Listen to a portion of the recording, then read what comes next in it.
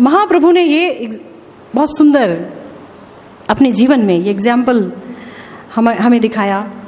महाप्रभु जब रथ यात्रा के समय एक उद्यान में विश्राम कर रहे थे, रथ गुंडीचा की तरफ ले जा रहे हैं और एक उद्यान में विश्राम कर रहे हैं, तो आपको बार बार बताया कि उनके एक भक्त थे राजा प्रताप रुद्र।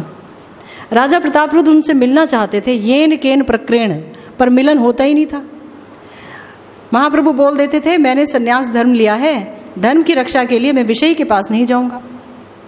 वो राजा प्रताप रुद्र बोलते थे मैं विषयी हूं तो कोई नहीं, मैं ये राजपाट ही विषय है ना, इसे छोड़ दूंगा तब तो मिलेंगे।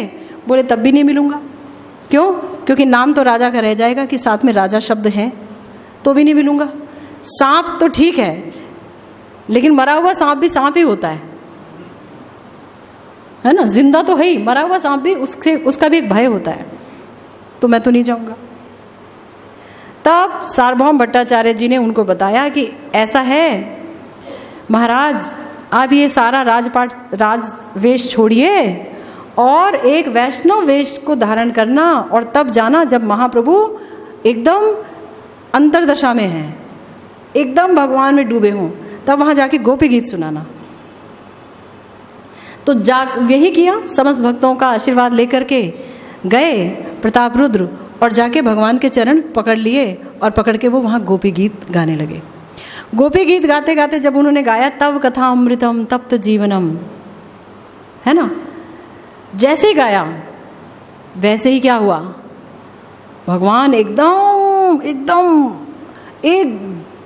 उठ गए और इतने आनंदित हो गए कि आत्मदान करने के छल से उनका आलिंगन कर लिया प्रताप रुद्र का, और बोले भूरिदा जना भूरिदा जना भूरिदा जना, यानी परोपकारी हैं वो व्यक्ति, बहुत परोपकारी हैं, तुम बहुत परोपकारी हो।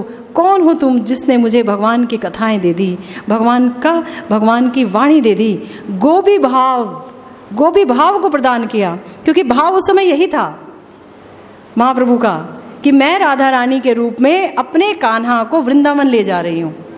राधा भाव में आस्वादन करते थे कृष्ण का, तो मैं श्री जी के रूप में अपने बिछड़े हुए कृष्ण को वृंदावन वापस ले जा रही हूं। तो उसी आनंद में निमग्न थे कि गोपी गीत सुनकर के उस आनंद को और कोटि कोटि गुना उन्होंने वर्धित कर दिया प्रताप रुद्र जी ने।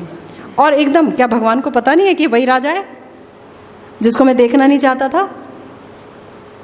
लेकिन सब पता है, फिर भी कभी ना कभी तो कृपा करनी है, कृपा कर दिया है। कितनी बड़ी बात।